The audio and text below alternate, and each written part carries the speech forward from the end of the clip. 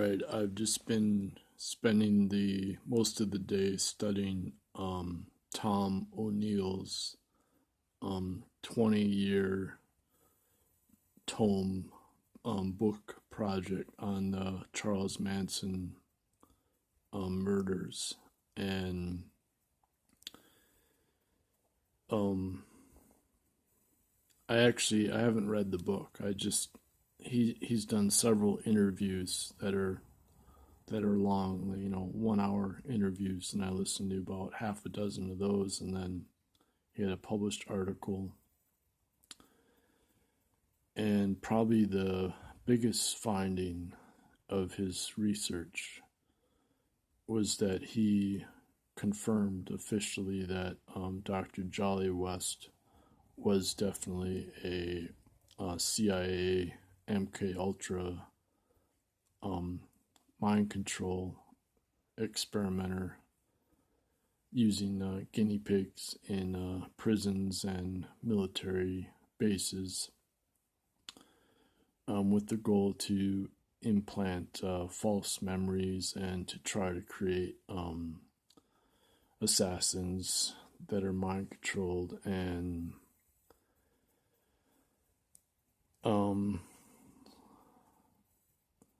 essentially the circumstantial evidence is that Charles Manson's parole officer let switch to working with Dr. Jolly West, as I understand it, for his LSD therapy clinic or something like that, and um, and that it's well documented that Manson was protected to be able to violate his parole, and based on instructions from a higher authority, and then he was then hooked up on speed, on MDMA, which kind of increased the violence and the psychosis of the Manson. But Dr. Jolly West realized that acid actually went against hypnosis, and that the better technique was what Dr. Ewan Cameron had studied or practiced or tortured people with in Canada at McGill University, which was to use sensory deprivation for months or years even, and use what they called psychic driving, which is to repeat the same message over and over and over, and until people had a total psychotic breakdown, and then you could essentially rebuild their personality, and this was the goal. And of course, the victims of this torture, then some of them filed lawsuits and whatnot, and then you get comments like, well, the CIA, they've never operated domestically because that's illegal. There's like a lot of naivete about MKUltra, that Tom O'Neill then had an article published where he included his evidence that confirmed Dr. Jolly West was working directly with Dr. Sidney Gottlieb, who controlled MKUltra, along with Alan Dulles.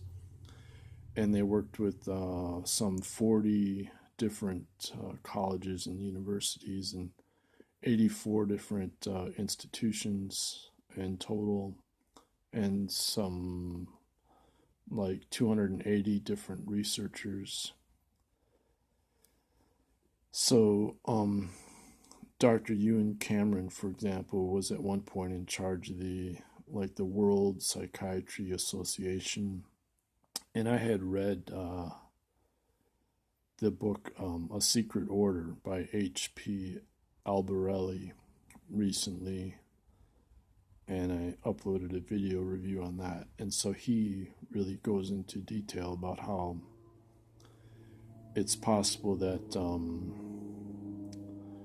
Lee Harvey Oswald was also a victim of this CIA MKULTRA, and essentially that, psychiatry as a discipline has been pretty much co-opted and controlled by the CIA, which, most people would not want to believe. But if you think about it, like that Asperger's syndrome that everybody likes to claim they have or whatever, but, Asperger's was actually a Nazi, and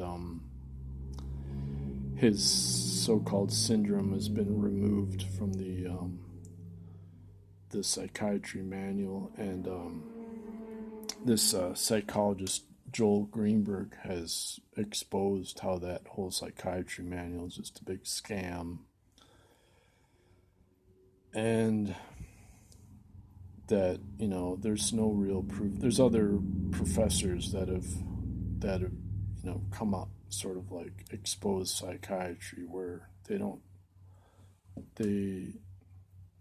really have the any biological proof of what causes their so-called diseases. They're labels that everybody loves to use because it's on the U.S. is the only country that has the big pharma advertising on the television all the time. So it's really become commonplace for everybody to think they are a psychiatrist, and they love to label other people, based on the trendy, fancy drug names that they see on television and whatever. And so, to bring it back to the gruesome, MKUltra research of Dr. Jolyon West, I actually did activism with this lady named Sarah Jane Olson, and we used to produce a activist newsletter together with her female friend and another young male, and we had all sort of teamed up together through the local anarchist bookstore. And so she would host us at her fancy house because her husband was a doctor and they lived in St. Paul. And so I even went to go see her perform in a theater group, and she gave me a drive home, and I was kind of young. I guess I can't remember. I think this was in the 96, around 96. I was working for Greenpeace at the time, full time. And so then I went into graduate school in 97, fall of 97. And then it turns out, I can't remember, it was around 2000 that somebody was watching FBI Most Wanted on television, and they recognized Sarah Jane Olson as Kathleen Solaya, who was considered a member of the SLA, the Symbionese Liberation Army, that was run by Donald DeFreeze. And so my friend Sarah Jane Olson got arrested because she was on the FBI Most Wanted, top 10 Most Wanted list or something. And at the time I had an activist email listserv, like a newsletter, and I immediately pointed out that Donald DeFreeze was most likely a victim of MKUltra. And at the time it was in the realm of conspiracy research that I had read from Jim Keith and Alex Constantine and other writers. So I didn't really have hard evidence. And Sarah Jane Olson then emailed me asking me to write an article in one of the local free newspapers, making the case that she was essentially a victim of this MKUltra CIA creation of the Symbionese Liberation Army that had kidnapped Patty Hearst and apparently turned Patty Hearst into a Stockholm syndrome where she was supporting the bank robberies and violence and whatever. And so I didn't write the article because I figured, well, if there really is evidence, they should, her lawyer should be able to use it in her defense trial, without me having to write an article. And at the time I was embroiled in a lot of other activism dealing with the general counsel that ran the university. I met in a series of 9 meetings over a year, and eventually I declared I would go on unlimited hunger strike, and the president of the university then emailed me. And the university, it's like the biggest, one of the most spread out campuses in the world. It's got 50,000 students, but the campus is very, very big. And he pleaded for me to, saying I had done enough, and I didn't respond back to him. And then he signed the Workers' Rights Consortium for the university to join a independent nonprofit to monitor and boycott the sweatshop conditions that the athletic apparel clothing is made in. So that was a real good first step victory. And then MPERG took the issue over after that, and I handed it over to the younger student activists. And that was just one issue I was working on among many others that I was researching, and had a warrant out for my arrest. I was issued from a previous civil disobedience I had done in 1996, I think, for against the nuclear first strike ELF, extremely low frequency communication system at the Navy. I climbed the fence there in Wisconsin. So my driver's license was revoked in Wisconsin. So, I had a lot of stuff on the table, so I never wrote this article for Sarah Jane Olson. And eventually she did get out of prison, and she kept doing prison solidarity work and activism after that.